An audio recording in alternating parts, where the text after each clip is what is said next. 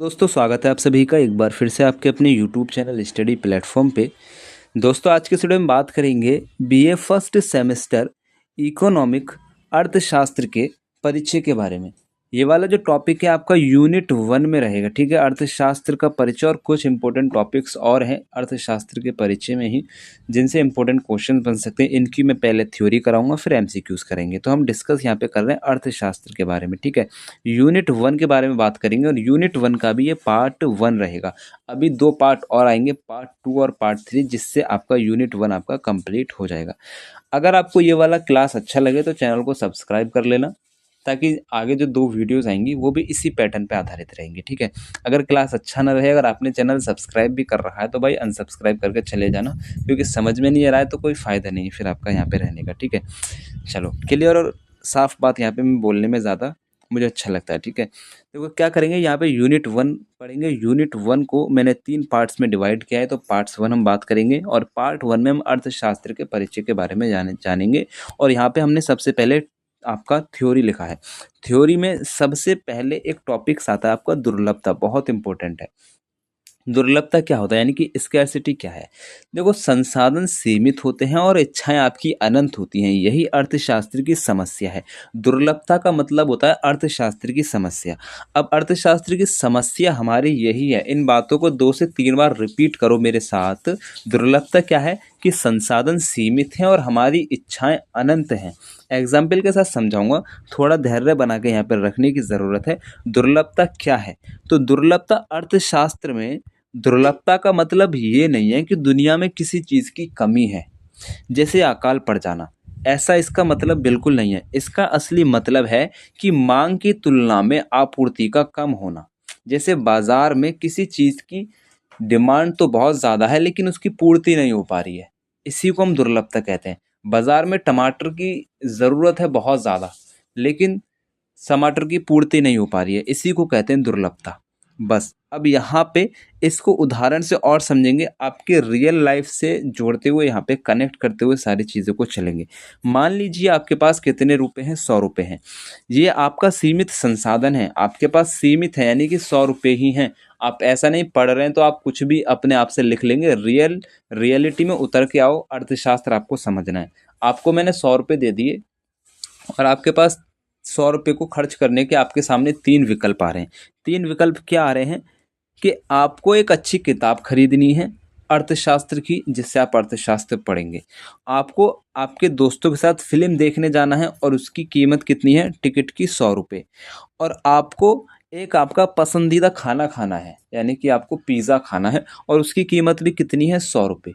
तो आपके इच्छाएं कितनी हैं, 3। और आपकी इच्छाएं पूरी करने के लिए आपके पास होने चाहिए 300 रुपये, लेकिन 300 रुपये तो है नहीं, आपके पास कितने हैं, 100 रुपये। ठीक है, आपको यही मानना है कि आपके पास 100 रुपये हैं, 300 आप लेके नहीं चलेंगे, अर्थशास्त्र पढ़ रहे हैं, ठीक है। क्योंकि आपके पास रियलिटी में अगर 100 रुपये होंगे तो आप उनको 300 कैसे बनाएंगे, तो इतना सोचना है। तो आप 100 रुपये में इनमें से किसी एक काम को ही कर सकते हैं, बाकी 2 काम को आपको छोड़ना पड़ेगा। यहाँ पे समझ में आ रहा है। अब यहाँ पे आपके 3 पॉइंट्स क्लियर हो जाएंगे अगर मैं आपको सीधा सीधा बताऊँ। तो यही अर्थशास्त्र शुरू होता है। अब यहीं से आपका अर्थशास्त्र शुरू हो जाता है। चूंकि आपके पास 100 रुपये हैं और तीनों काम नहीं कर सकते, इसलिए आपको चुनाव करना पड़ेगा। क्या चुनाव करना पड़ेगा, आप अपनी प्राथमिकता यानी कि प्रायोरिटी किसे देंगे, कि आपके लिए सबसे ज़रूरी है। आपके लिए सबसे ज़रूरी जो काम होगा आप उसी को तो अपनी प्रायोरिटी देंगे। दुर्लभता क्या है, 100 रुपये का सीमित होना, ये क्या है, दुर्लभता। यानी कि 100 रुपये आपके पास जो संसाधन है वो सीमित है, यही आपकी दुर्लभता है। चुनाव यानी कि ये तय करना कि 100 रुपये कहाँ खर्च करने हैं। आपको चुनाव की समस्या भी यहीं पे आ रही है।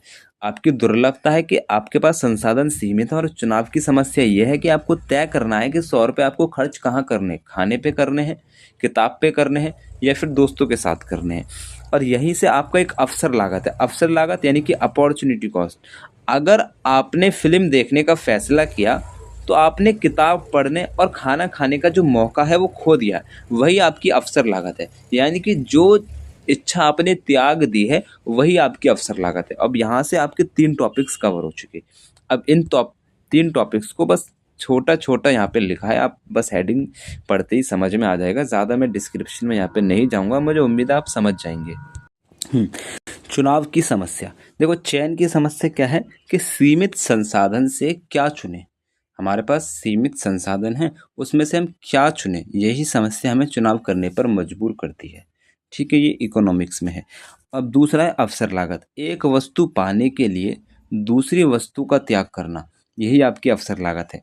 ठीक है, एक वस्तु आपने जैसे कि दोस्तों के साथ दोस्तों के साथ घूमने का प्लान बनाया, तो आपने किताब खरीदना और खाना खाने का जो अवसर त्यागा है, वही आपकी अवसर लागत है।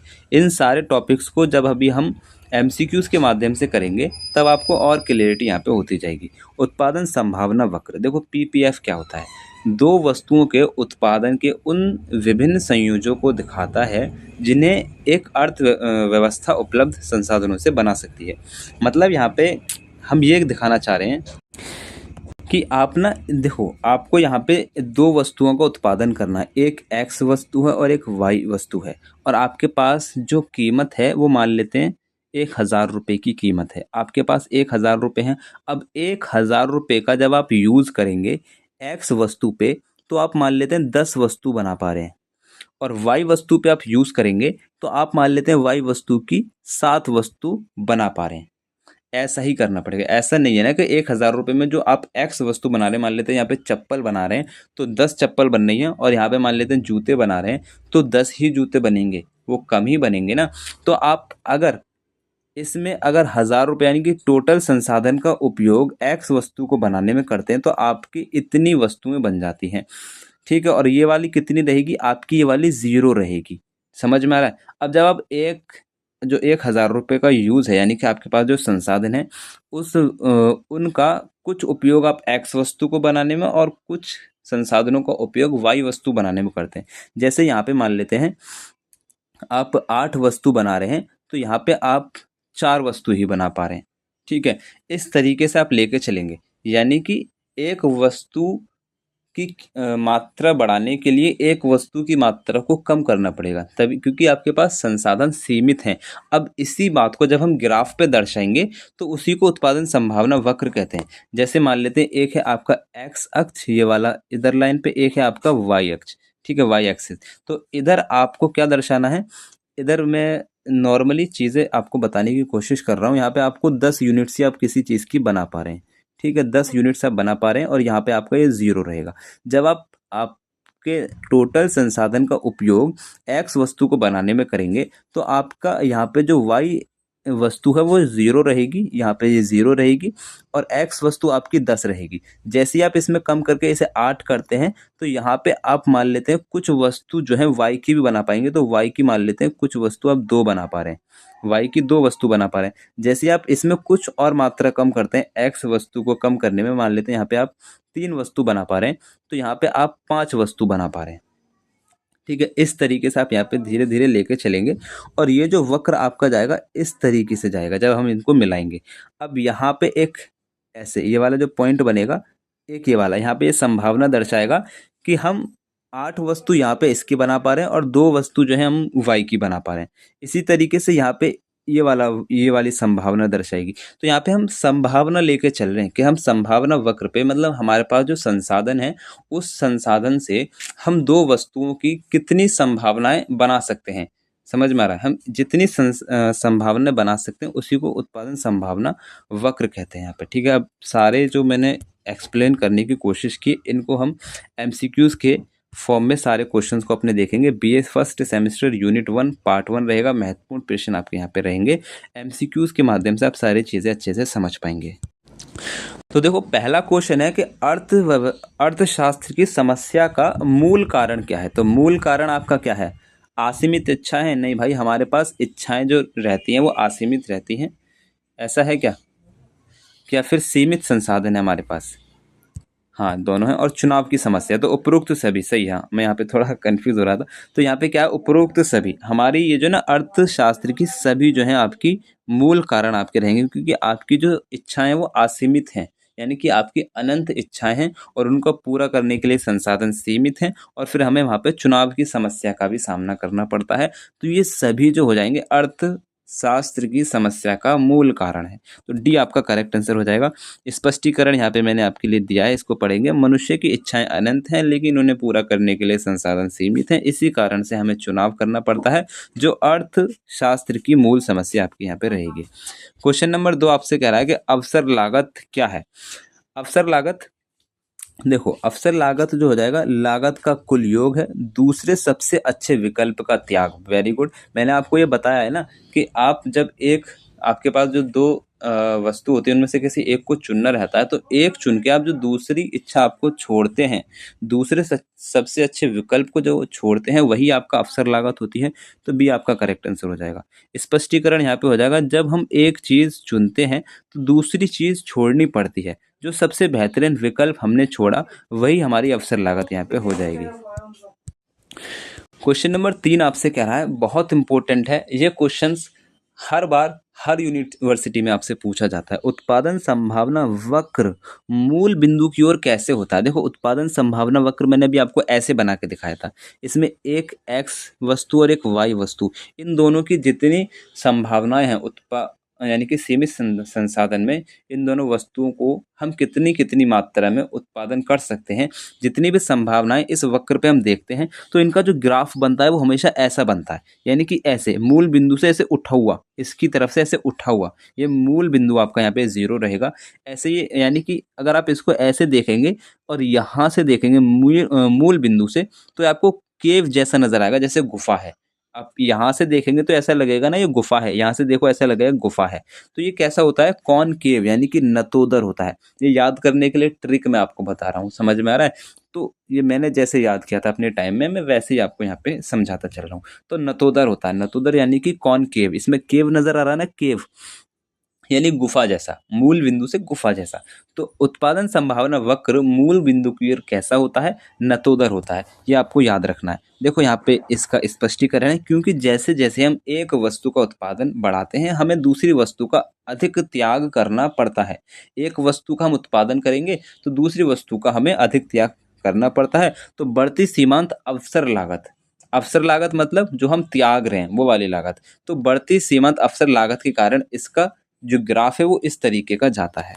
आपको इन सारी चीज़ों को ऐसे समझ के चलना है। क्वेश्चन नंबर 4 है, अर्थशास्त्र को धन का विज्ञान किसने कहा। बहुत इंपॉर्टेंट, अर्थशास्त्र ने, सॉरी एडम स्मिथ ने कहा है।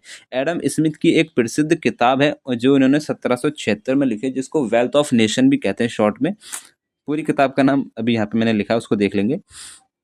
अरे यार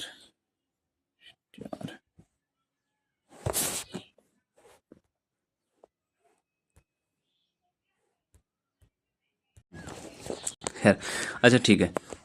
अर्थशास्त्र को धन का विज्ञान किसने कहा, एडम स्मिथ ने कहा। इन्होंने एक किताब है वेल्थ ऑफ नेशन, इसमें इन्होंने कहा है धन का विज्ञान। ठीक है, स्पष्टीकरण, एडम स्मिथ ने 1976 में अपनी प्रसिद्ध पुस्तक अर्थशास्त्र को केवल धन का अध्ययन माना था। ठीक है, इन्होंने एक प्रसिद्ध किताब है जिसका नाम है an inquiry into the nation of wealth of nation, इस तरीके से है। तो वेल्थ ऑफ नेशन आप यहाँ पे याद रखेंगे।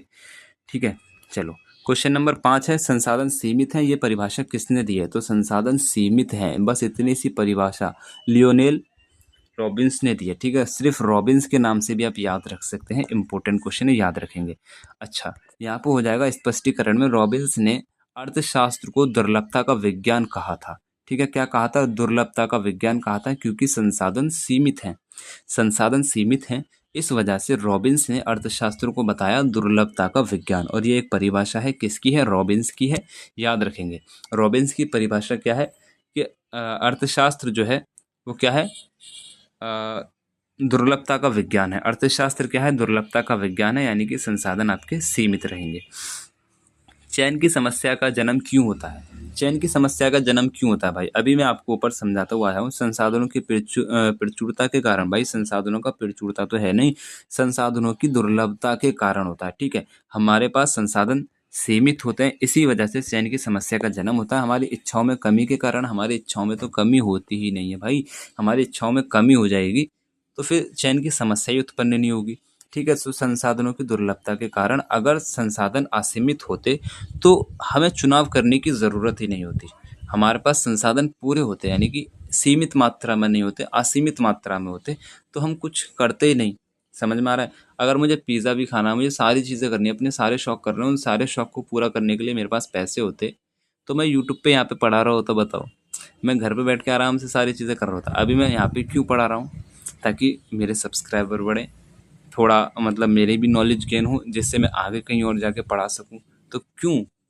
ताकि एक अर्निंग जनरेट कर सकूँ मैं, है ना? इसीलिए तो यहाँ पे मैं आया हूँ ना। तो यही सारी चीज़ें हैं। क्वेश्चन नंबर 7 आपसे करा, यदि पीपीएफ दाहिनी ओर खिसकता है तो ये क्या दर्शाता है? अच्छा, पीपीएफ का मतलब यहाँ पे आपका वही हो जाएगा, उत्पादन संभावना वक्र। जैसे ये हमारा वक्र है, ठीक है, ये हमारा वक्र है और इस वाले ग्राफ पे हमारा ये वाला ग्राफ है। अब ये वाला जो ग्राफ है ये ऐसे दाहिनी ओर शिफ्ट हो जाता है इस तरीके से, मान लेते हैं। तो ये क्या दर्शा रहा है? तो ये संसाधनों में वृद्धि को दर्शा रहा है। अगर ये आपका इधर आ जाए इस तरीके से तो ये संसाधनों में कमी को दर्शाएगा। तो ये दाहिनी ओर खिसकने की बात कर रहा है, दाहिनी ओर, यानी कि हमारे पास जो ये संसाधन हमारे बढ़ चुके हैं, तभी तो हमने उत्पादन थोड़ा ज़्यादा कर लिया। ए वाई वस्तु का उत्पादन हम ज़्यादा करेंगे तभी तो दाहिनी तरफ खिसकेगा, यानी कि हमारे संसाधनों में वृद्धि हो गई है। हमारे पास जो वस्तु को उत्पादन करने के संसाधन हैं उसमें थोड़ी वृद्धि हो गई। मान लेते हैं हमारे पास 1000 रुपये थे, अब हमारे पास 1500 रुपये हो गए। तो हमने उत्पादन ज़्यादा करा, उत्पादन हम ज़्यादा करेंगे तो हमारा जो ग्राफ है वो दाहिनी ओर शिफ्ट हो जाएगा। तो क्यों हुआ ये शिफ्ट, क्यों हुआ? और ये दर्शाता क्या है? संसाधनों में वृद्धि को दर्शाता है। और ये लेफ्ट साइड आ जाएगा तो संसाधनों में कमी को दर्शाएगा। तो यहाँ पे आपका बी करेक्ट आंसर हो जाएगा।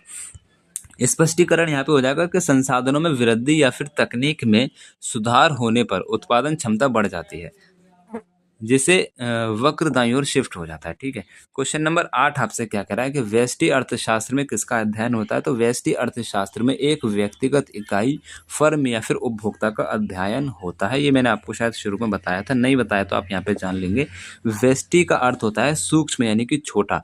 इसमें हम एक व्यक्ति, एक परिवार या फिर एक फर्म या फिर एक कंपनी का अध्ययन करते हैं। और इसके अपोजिट समष्टि अर्थशास्त्र में हम एक समाज का, एक देश का, एक राष्ट्र का, ठीक है, या फिर एक पूरे विश्व का अध्ययन करते हैं। इतना आप समझ लेंगे। क्वेश्चन नंबर 9 है, कौन सा अर्थशास्त्र क्या होना चाहिए पर जोर देता है? अच्छा, सकारात्मक अर्थशास्त्र, आदर्शवादी अर्थशास्त्र। देखो, कौन सा अर्थशास्त्र? अर्थशास्त्र यहाँ पे दो तरीके के हो गए, एक सकारात्मक अर्थशास्त्र, एक आपका आदर्शवादी अर्थशास्त्र। तो क्या होना चाहिए यहाँ पे आप गौर देंगे, यहाँ पे क्या होना चाहिए पर जोर देता है कौन सा अर्थशास्त्र? सकारात्मक अर्थशास्त्र या फिर आपका आदर्शवादी? तो यहाँ पे आपको राइट आंसर लगाना है आदर्शवादी। थोड़ा एक्सप्लेन करने की यहाँ पे कोशिश करूँगा। देखो, जैसे मैं कोई एक बात बोलता हूँ, जैसे भारत की जो बेरोजगारी दर है वो 8% है। ये एक मैंने बात बोल दी, ये एकदम सटीक है, मतलब मान लेते हैं ये सटीक बात है। तो ये तो हो जाएगी, ये मैंने बात जो बोली है सकारात्मक अर्थशास्त्र के लिहाज से बोली है। अब मैं इसी बात को ऐसे बोलूं कि भारत की जो बेरोजगारी दर है वो 8% से बढ़ के यानी कि 8% से कम होके हम 4% कर सकते हैं। और इसके लिए हमें अपनी साक्षरता दर में वृद्धि करनी होगी। हमें भारत की साक्षरता दर में वृद्धि करनी होगी तो हमारी भारत की जो बेरोजगारी दर है वो कम हो जाएगी। तो ये मैंने एक सलाह दे दी। तो जहाँ पे भी सलाह आ जाए तो वहाँ पे आपका आदर्शवादी हो जाएगा। तो क्या होना चाहिए, ये एक सलाह के रूप में आप इसको यहाँ पे समझेंगे। तो आदर्शवादी अर्थशास्त्र आप यहाँ पे लगा देंगे। समझ में आ रहा है? कौन सा अर्थशास्त्र क्या होना चाहिए पर जोर देता है? तो आदर्शवादी पर जोर देता है। इसका स्पष्टीकरण थोड़ा यहाँ पे देखेंगे। ये क्या है कि बात नहीं करता है, ये क्या है कि बात नहीं करता है, बल्कि सुझाव देता है कि क्या सही और फिर क्या गलत है। तो आदर्शवाद में आपको इतना समझ में आना चाहिए। क्वेश्चन नंबर 10 है कि अर्थशास्त्र के जनक किसे कहा जाता है? तो एडम स्मिथ को कहा जाता है। क्वेश्चन रिपीट हुआ मेरे ख्याल से और बहुत इंपॉर्टेंट क्वेश्चन आपका यहाँ पे रहेगा। एडम स्मिथ की एक प्रसिद्ध पुस्तक के कारण फादर ऑफ इकोनॉमिक्स कहा जाता है। Very important question. Father of economics किसे कहा जाता है? फर्स्ट सेमेस्टर में जरूर पूछा जाएगा भाई। आप फर्स्ट सेमेस्टर में आए ना, बिल्कुल पूछा जाएगा फादर ऑफ इकोनॉमिक्स किसे कहा जाता है। जो भी आप सब्जेक्ट पढ़ रहे हैं उसका फादर किसे कहा जाता है, ज़रूर पूछा जाता है। आप प्रीवियस ईयर के पेपर ज़रूर उठा के देख लेना। मेरे से पढ़ रहे हो तो बिल्कुल उठा के देखो या मत देखो, बट मैं जो पढ़ा रहा हूँ उसको आंख बंद करके यकीन मान लो, ठीक है, इतना विश्वास करो। तो ये कहा जाता है एडम स्मिथ को an inquiry into the nature and causes. हाँ, वो मैंने नेशन करा था, थोड़ा मिस्टेक हो गया। An inquiry into the nature and causes of the wealth of nation. ये किताब है इनकी, शॉर्ट में इसको वेल्थ ऑफ नेशन भी कहते हैं। ठीक है। ये किसकी किताब है? एडम स्मिथ की है। इसी किताब के कारण इनको फादर ऑफ इकोनॉमिक्स कहा जाता है। दुर्लभता का सिद्धांत किसने दिया? तो रॉबिन्स ने दिया। अभी ऊपर मैंने आपको बताया संसाधन सीमित है, परिभाषा किसकी है? तो रॉबिन्स की है। संसाधन सीमित है तभी तो दुर्लभता का सिद्धांत आपका लागू हुआ है। किसकी परिभाषा है? रॉबिन्स की है। आप यकीन मानना इन वीडियोस को आप नोट्स बनाने की कोई ज़रूरत नहीं है, पीडीएफ आपको टेलीग्राम पे मिल जाएगा। सिर्फ आप इन क्लासेस को देखते रहिए एग्जाम में आने से पहले। जब आपका एग्जाम आएंगे मैं महामैराथन क्लास लेके आऊँगा, सारी यूनिट्स को एक ही क्लास में कंप्लीट करा दूंगा। लेकिन उसके लिए आपको बेसिक्स भी जानना ज़रूरी है। वो क्लासेस आपको तभी समझ में अच्छे से आएंगी जब आप इन क्लासेस को देख लेंगे। तो स्पष्टीकरण हो जाएगा। रॉबिन्स के अनुसार अर्थशास्त्र वह विज्ञान है जो मानवीय व्यवहार का अध्ययन सीमित संसाधनों के बीच करता है। क्वेश्चन नंबर 12 आपसे क्या कह रहा है कि एक अर्थव्यवस्था में क्या उत्पादन करें कि समस्या संबंधित है? किससे संबंधित है? तो वस्तुओं के चयन और मात्रा से संबंधित है। यानी कि वस्तुओं का चयन करना, उसकी कितनी मात्रा उत्पादन करनी है। एक अर्थव्यवस्था में क्या उत्पादन करें की समस्या किससे संबंधित है? वस्तुओं के चयन और उसकी मात्रा से संबंधित है। स्पष्टीकरण, ये केंद्रीय समस्या है कि किन वस्तुओं का कितना उत्पादन करना है, जैसे उपभोक्ता या फिर रक्षा सामग्री। यानी कि हमारे पास दो वस्तु हैं। एक हमारे पास हमारे जो, जैसे मान लेते हैं हम राष्ट्र के ऊपर लेवल पे बैठे हैं, केंद्र पे बैठे हैं और हमें अपनी जनता के लिए वस्तुओं का उत्पादन करना, लेकिन हमारे पास संसाधन है सीमित। तो हम अपने देश में रक्षा के लिए, रक्षा की जो सामग्री है उनको उनको उत्पादन करने में अपनी संसाधनों का उपयोग करें, या फिर हमारे जो वोटर्स हैं या फिर हमारी जो जनता है, हमारे जो उपभोक्ता हैं, उनको यूज़ करने के लिए, यानी कि कपड़े वगैरह बना रहे मान लेते हैं, कपड़ों का उत्पादन करें अपने देश के नागरिकों के लिए कि वो कपड़े पहने अच्छे वगैरह, या फिर हमारे देश की जो आर्मी है उनके लिए रक्षा सामग्री का उत्पादन करें। ठीक है, यही आपकी क्या है, चयन की समस्या यहाँ पे आ जाएगी। ठीक है, तो क्या उत्पादन करें कि किससे संबंधित है? तो वस्तुओं के चयन और उसकी मात्रा से संबंधित आपकी यहाँ पे हो जाएगी। आई होप आपको सारी चीज़ें समझ में आ रही है। अवसर लागत को अन्य किस नाम से जाना जाता है? तो अवसर लागत को वैकल्पिक लागत के रूप में भी जाना जाता है। ठीक है, हाँ, वेरी गुड। क्योंकि ये दूसरे सबसे अच्छे विकल्प को छोड़ने की कीमत है। दूसरे सबसे अच्छे विकल्प को छोड़ने की कीमत है, इसीलिए इसको वैकल्पिक लागत कहते हैं। क्वेश्चन नंबर 14 है, उत्पादन संभावना वक्र की ढलान कैसी होती है? उत्पादन संभावना वक्र जो होता है उसकी ढलान कैसी होती है? तो नीचे की ओर ऋणात्मक होती है। देखो, इसका ढलान जो होता है वो ऋणात्मक होता है क्योंकि एक वस्तु का उत्पादन बढ़ाने के लिए दूसरी वस्तु को हमें कम करना पड़ता है। एक वस्तु को कम करेंगे तभी दूसरी वस्तु का उत्पादन ज़्यादा कर पाएंगे, तो ये ऋणात्मक होता है। क्वेश्चन नंबर 15, माइक्रो यानी कि माइक्रो शब्द का अर्थ क्या है? तो छोटा या फिर सूक्ष्म। जैसे होता है ना माइक्रोस्कोप, आपने नाम सुना है। माइक्रो स्कोप से हम क्या कहते हैं? छोटी छोटी चीज़ों को बड़ा करके देखते हैं। तो यही यहाँ पे बात हो रही है, माइक्रो यानी कि छोटा, सूक्ष्म। तो माइक्रो इकोनॉमिक्स यानी कि व्यष्टि अर्थशास्त्र के बारे में आप यहाँ पे पढ़ रहे हैं। माइक्रो शब्द ग्रीक भाषा के माइक्रोस से आया है जिसका अर्थ होता है छोटा। क्वेश्चन नंबर 16, अर्थशास्त्र की केंद्रीय समस्या क्या है? तो अर्थशास्त्र की केंद्रीय समस्या क्या उत्पादन करें, कैसे उत्पादन करें, किसके लिए उत्पादन करें? ये उपरोक्त सभी very important question, very important question. ये अर्थशास्त्र की केंद्रीय समस्या, डी आपका करेक्ट आंसर है। ये तीनों ही किसी भी अर्थव्यवस्था की आधारभूत समस्याएं होती हैं। क्वेश्चन नंबर 17, एडम स्मिथ की प्रसिद्ध पुस्तक कब प्रकाशित हुई? तो इनकी जो प्रसिद्ध किताब है 1776 में प्रकाशित हुई थी। किताब का नाम है an inquiry into the nature and causes of the wealth of nation. इसी के कारण इनको फादर ऑफ इकोनॉमिक्स कहते हैं। अल्फ्रेड मार्शल की परिभाषा किस पर आधारित है? अल्फ्रेड मार्शल की परिभाषा है कल्याण पर आधारित है। किस पे? कल्याण पर आधारित हो जाएगी। मार्शल के अर्थशास्त्र को मानव कल्याण का विज्ञान बताया बताया था। ठीक है, मानव कल्याण का विज्ञान बताया था। मार्शल ने अर्थशास्त्र को मानव कल्याण का विज्ञान बताया था। ठीक है, क्वेश्चन नंबर 19 है, पीपीएफ के अंदर का कोई बिंदु क्या दर्शाता है? जैसे पीपीएफ है यानी कि उत्पादन संभावना वक्र है।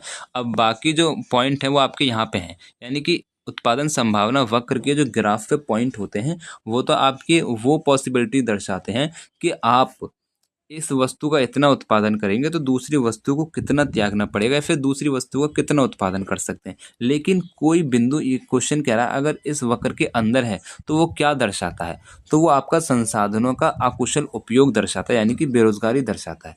और इसको हम एक एग्जाम्पल से यहाँ पे समझते हैं। जैसे आप मान लेते हैं आपको दो सब्जेक्ट पढ़ने हैं। और आपके पास सीमित संसाधन है 2 घंटे का।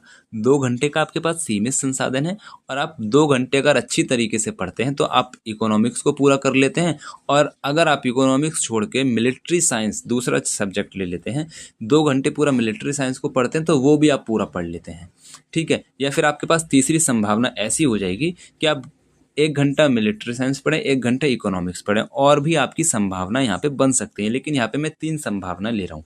अब इन 3 संभावनाएं, ये 3 संभावनाएं जब पॉसिबल हैं जब अपने संसाधन का पूरा उपयोग करेंगे, यानी कि कुशल उपयोग करेंगे, यानी कि सारा 2 घंटा आपको पढ़ाई में ही झोंक देना है, टाइम वेस्ट नहीं करना है। लेकिन इसके विपरीत जब आप 2 घंटे में से 1 घंटा, आधा घंटा, 15 मिनट मोबाइल देखने लग जाते हैं, आप अपने संसाधन का गलत यूज़ करने लगते हैं, आपके पास सीमित है 2 घंटे, उसमें आप कुछ और काम करने लग जा रहे हैं, तो आपका जो ये ग्राफ रहेगा, यानी कि ऐसे ना जा करके एक पॉइंट अंदर की तरफ दर्शाएगा। तो वो पॉइंट क्या दर्शाता है कि संसाधनों का अकुशल उपयोग क्या है, यानी कि ये बेरोजगारी को दर्शाता है। आपने अपने संसाधनों का अच्छी तरीके से उपयोग नहीं किया है। समझ में आ रहा है? तो बी आपका करेक्ट आंसर यहाँ पे हो जाएगा। देखो, इसका स्पष्टीकरण है, वक्र के अंदर का मतलब है कि हम अपनी क्षमता से कम उत्पादन कर रहे हैं। हमारी क्षमता तो है उत्पादन करने की, लेकिन हम कर नहीं रहे हैं, अपने संसाधनों का गलत यूज़ कर रहे हैं। हमारे पास क्षमता है कि हम 2 घंटे में अपनी मिलिट्री साइंस का पूरा सिलेबस कर सकते हैं, या फिर हम 2 घंटे में ही इकोनॉमिक का पूरा सिलेबस ख़त्म कर सकते हैं, या फिर हम 1-1 घंटा आधा कर सकते हैं। लेकिन हम ये भी ना करके अपना टाइम को कहीं और लगा देते हैं, यानी कि अपना मोबाइल देखने लग जाते हैं, टाइम वेस्ट हो रहा है, तो आपका बेरोजगारी को दर्शाएगा। इतनी सी बात यहाँ पे कही है। क्वेश्चन नंबर 20 आपसे कह रहा है, अर्थशास्त्र का अध्ययन क्यों आवश्यक है?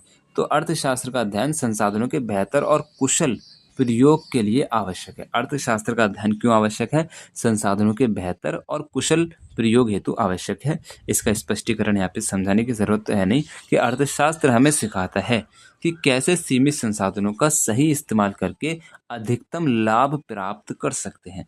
तो यहाँ पे आपका यूनिट 1 का पार्ट 1 कंप्लीट हो चुका है, ठीक है। यूनिट 1 से पार्ट 1 कंप्लीट हो चुका है। उम्मीद करूँगा मैंने जितनी भी इस पीडीएफ को बनाने में, इस नोट्स को बनाने में जितनी भी मेहनत की है, वो सब आपको समझ में आएगी। देखो, वीडियो पसंद है, लाइक शेयर सब्सक्राइब ज़रूर करना है। क्लास को अपने सभी दोस्तों के साथ शेयर ज़रूर करना है।